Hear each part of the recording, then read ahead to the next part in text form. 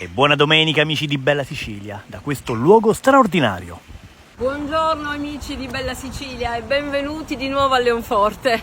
Buongiorno assessore Sabrina La Ferrara, ci troviamo davanti in un luogo simbolo della città. Dove? Hai detto bene, un luogo simbolo della città, la nostra Gran Fonte o i 24 cannola, perché 24 sono le cannelle da cui fuoriesce l'acqua e che veramente ci identifica.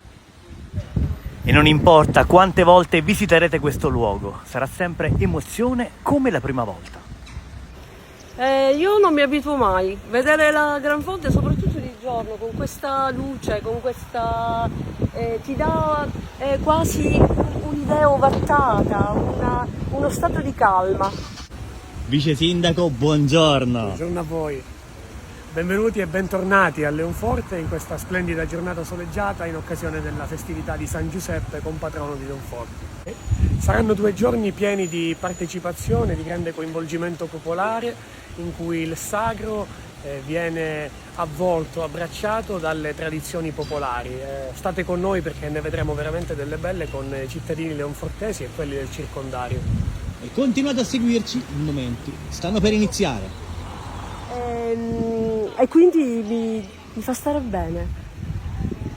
E per stare bene allora vivete momenti del genere. Assessore, avviciniamoci alla fontana mentre le colombe creano ancora più scenografia a ciò che l'uomo sapientemente ha creato di suo, rendendo questi momenti eterni. Chiunque visita Leonforte può godere di tutto questo.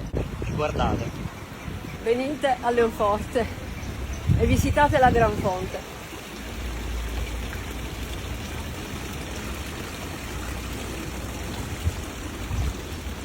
E da qua miriamo gran parte della città ed in alto Il nostro palazzo principale, il palazzo del principe. ma continuate a seguirci su Bella Sicilia e su Onda TV Canale 75 per tutti gli approfondimenti di questa importante giornata. Grazie assessore e al Grazie prossimo a video. voi!